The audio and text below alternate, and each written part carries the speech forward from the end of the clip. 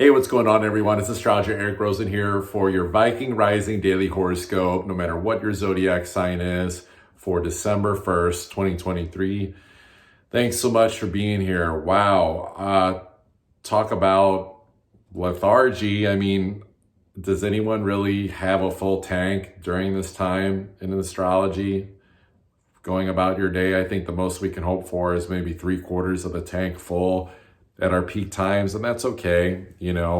It's learning to do more with less, finding the strategy of when to do things. Like, this is more about following circadian rhythm cycles of the universe, and there's solar flares, and there's our intuition trying to put us in the right divine timing. And I think that's something we're really going to have to pay attention to today, is like entering into the lobby of paying attention to a discipline of time and observing that, yes, there's challenges with that Mercury now coming into Capricorn, done with Sagittarius. And so this is a moment to kind of be like, okay, like, things are going to get sincere, but then there's also this weird switcheroo where the moon's also leaving Cancer, and we're getting most of the day with that moon in Leo. And so, Leo energy, like, it tends to want to be a little playful. It wants to be regal. It wants to, emotionally feel a sense of flair and expression. But, Capricorn can feel a little bit like restrictive and wants to focus, and it can be a little monotonous. And so I think this moon making aspects, not only that Mercury in Capricorn and then Saturn in Pisces, which also deals with Capricorn energy of discipline, but it's in Pisces, so it's a spiritual discipline, a spiritual focus. I think we have to find, I would call this like moments more on the nocturnal edge of things, where we can feel playful on the inside, but then there's a sincerity on the outside, is kind of how I would put this, where it's like, at least you can be in a playful vibration, even if you have to kind of like bear down and focus and get some things done, and you're looking at things differently. We definitely don't want to do burnouts with that Sun and Mars still in Sagittarius. Kind of reminds me of like showing off energy socially. It's like, careful about any social situations, any research, expansive teaching situations, or if you're being a student of something, try not to get too excited about what it is that you're getting into, and seeing that there's an easier way to go from 0 to 50 or 60 miles an hour, and following still, the intuition of like, what would a king or queen do? Would a king or queen do a burnout to impress the royal court? Well, no, probably not. That would be a basically boy king energy, or, like a undeveloped, feminine princess, that just thinks that she can have anything that she wants. It's like, there's still a kingdom to rule. There's still boss moves to make. This is about a spiritual discipline of understanding that, yeah, I mean, we can feel, again, tired, but it doesn't mean that we can't feel good about what it is that we're doing. There can still be a fun, creative element to days like today, depending on the choices that we make, what we're getting into. I think it's nice that Venus is not with that South Node anymore, and we can get off of some of the maybe heaviness of any, especially emotional imbalances, or just even just the physical of our relationships, our money situations, projects, that sort of thing, and can actually start to like look ahead and get some separation, and actually hopefully find a little bit of alignment. And I think this is going to be important for us to figure out on a day like today, and a little bit more of the commitment to what are we doing in those areas, projects, money, relationships.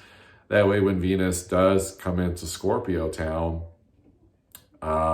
which I guess, will be this weekend, if I'm not mistaken. I haven't thought to confirm that, but it's like, Scorpio energy's not done. Venus, it's not its favorite place to be in Scorpio. Like, you got to go deep. You got to go deep into the truth and the honesty of our relationships. And the last time Venus was here, we didn't get to see the honesty of what was going on, because the South Node was there last time Venus was here. And so this is going to be an honest look. What is really going on with your money? What's really going on with your projects? What's really going on relationship wise? Even your values. This is about getting down to the bottom of what's up with that energy. You know, we actually can't fool ourselves. We've got to commit. We've got to like see the truth of what is really going on in those areas. And it's not something we're going to understand right away. Venus, it's just got here to Scorpio. We've got more or less a 28-day period to figure that shit out. I use the word shit because it is Scorpio and it is Venus. And so it wants the quality. And so there can be kind of a purge, a transformation of release of like what things are not quality. And I think that's why Venus doesn't like being in Scorpio, is because she wants things to be grounded and feel good. But like we've got to dig holes to bury the dead in a weird way of like what's not really working with money projects, partnerships, our value systems, and to start to pay attention to more of these things. And so the good news is that we can just plant those seeds of awareness of how things are going to go moving forward, but we at least don't have to over strategize or overthink it or try to understand that now. Venus is still in Libra, but it is kind of more positioning ourselves for alignment. I keep using that word positioning a lot. I don't want to say that it's so much cause and effect of the decisions that we're making, because that Libra South Node can get a little too analytical and, you know, weighing out evidence and being like, well, because this person did this, that's why this happened. And then here's the justice. And it's like the law of cause and effect or consequence, when it's actually way more out of our hands than that, of our decisions. And that's what's kind of weird, is we almost just have to be more committed. I'll say it again with like what's coming up in the present moment. There's a weird stripping down going on. And this is something that's even in further out layers of astrology, where I think we're trying to spend a lot of time understanding the past. And it's almost like we don't need to be doing that. We don't even need to be trying to understand the future too much. This is way more about the present and trusting that in being in a humble nature and slowing down in our reality and only gassing things up when it actually feels congruent and that actually feels like good, sustainable energy, that God's got a gift package coming. It's kind of a weird analogy, but it's a little like Hunger Games energy, you know, Katniss Everdeen, or if anyone has kids and they've ever seen them play the game Fortnite and actually watch like a gift care package, you know, in the war zone a little bit. And this is a little bit of the war zone of our mind that, you know, I think we can start to settle on and actually like rest and digest a little bit of some things that we've been maybe even feverishly trying to process, especially on those relationship money project levels. And that it's that trust. It's that trust in the divine process that you'll be resourced, that you can move through the motions of your day in a fluid, you know, intuitive sense of things. And that, no, you didn't miss something from the past. You're not missing anything. There's no resource that you're missing in your life. You didn't miss out on something. This is letting go of FOMO, of fear of missing out. It's letting go of the anxiety of the future. Like, these are world narratives. If you keep looking in the media, everything's always talking about the next thing that's going to happen, or some weird shit that doesn't make any sense about stuff that happened in the past. And it's a way to distract us from being in the presence of the divine. And so we don't want to replay old films in our head of the past, or try to understand too far ahead where things are going, and see that, you know, to go back to the basics. I mean, that moon